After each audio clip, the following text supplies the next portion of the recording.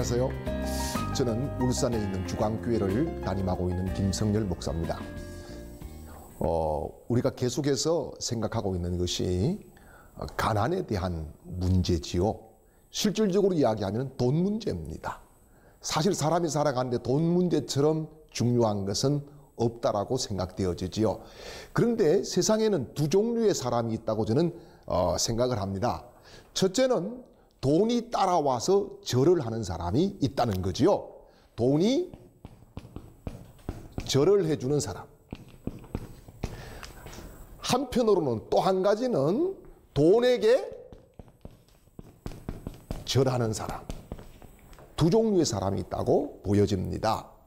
성경은 분명히 돈이 절을 하는 사람들에 대한 이야기를 굉장히 많이 해주고 있고, 또 한편으로는 돈에게 복종하며 돈의 노예가 되어서 살아가는 사람들의 이야기도 엄청나게 많이 나오고 있습니다. 그래서 돈에게 절하는 사람들의 특징은 뭐냐 하면은 가난하다고 하는 거지요. 가난입니다.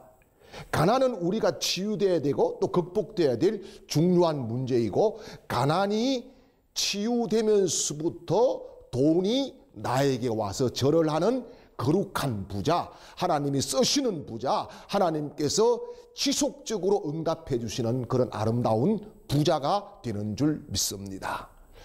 그러므로 오늘 우리가 먼저 생각해야 될 것은 가난 때문에 지은 여러 가지 죄들이 있고 문제들이 있다고 하는 것이지요. 우리가 흔히 이야기할 때에 거룩이라고 하는 것이 뭡니까? 거룩은 장소가 아니라 관계라고 저는 믿습니다. 관계가 거룩인데요, 평범한 곳이 하나님을 만나는 장소가 되면은 거룩한 곳이 되는 것입니다. 이를테면은 호렙산, 모세는 어제도 오늘도 그제도 다녔던 곳인데 거기에서 하나님을 만나니까 거룩한 곳이 되는 것이죠. 특별히 우리가 오늘 생각해야 될 것이 바로 이 가난 때문에 오는 여러 가지 많은 죄들이 있다는 하는 것이지요. 사실 가난은 죄가 아닙니다. 그런데 사람이 가난하게 됨으로 말미암아 죄를 짓게 된다는 말씀입니다. 그래서 특별히 가난 때문에 나도 모르게 짓는 여러 가지 죄들이 있게 되는데 말씀이지요. 그러면 어떤 죄들을 짓느냐? 구체적으로 첫째는 자기를 비하하게 됩니다. 자기를 굉장히 낮춰보고 정말 자기 스스로 자책을 하면서 살아가는 그런 안타까운 인생을 사는 분들이 있습니다. 내가 가난하기 때문에 또 자녀에 대해서도 당당하지 못해요. 그래서 내가 뭔가 자녀에 대해서 꾸중을 해야 되고 회초리를 들어야 될 때도 내가 가난해서 내 자녀를 잘못해 주었기 때문에 말 한마디 하지 못하고 바른 교육을 하지 못하는 이런 일들도 일어난다는 것이지요. 두 번째는 가난 때문에 짓는 죄가 뭐냐? 불법이라고 하는 것이지요. 가난 때문에 말이지요, 도둑질도 하고 또 사기도 치고 법을 어기게 되는 그런 경우가 있다는 것입니다. 그 다음 세 번째는 가난 때문에 이웃을 사랑할 수가 없게 됩니다. 자, 예수님은 우리를 사랑하라 그렇게 말씀하셨어요.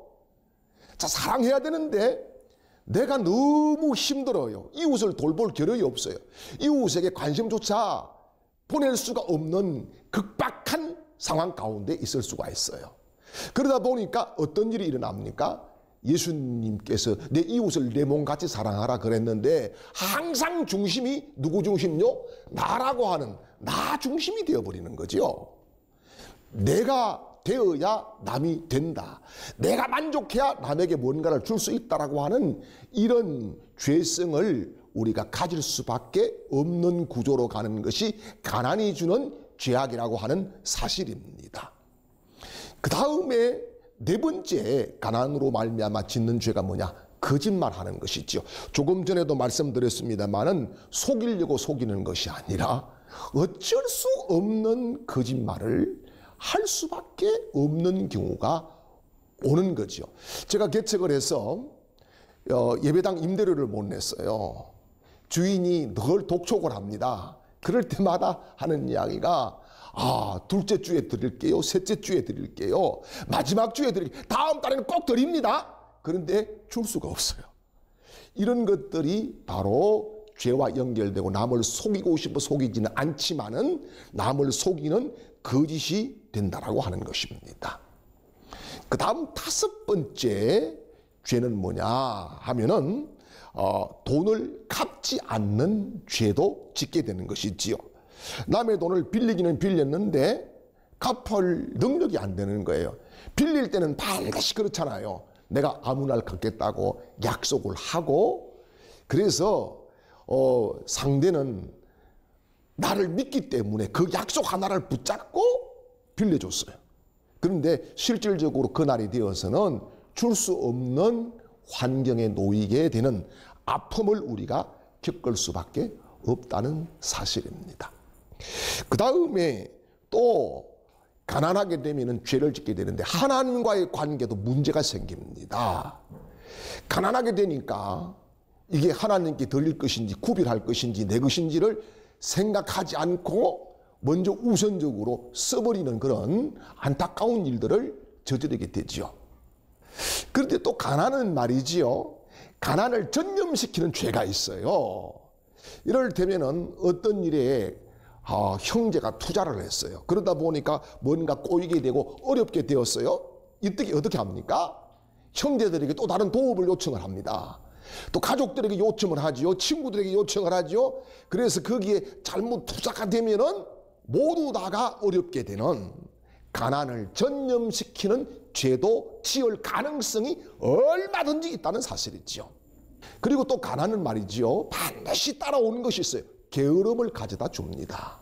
게으름이지요. 내가 가진 재물 이것들을 숨겨놓고 또 막 아낀다고 하는 미명 안에서 하나님이 주시는 대로 목적대로 쓰지 않고 게으름을 부리게 되는 이런 활용 가치 있는 인생이 아니라 활용 가치를 저버리는 인생을 살아가게 된다고 하는 것입니다. 자, 그러면 이런 가난의 죄를 우리가 어떻게 해결해야 될까요? 중요한 것은 가난의 죄를 하나님 앞에 회개함으로 거룩한 부자로 가는 길이 열리게 된다는 사실을 믿으셔야 합니다.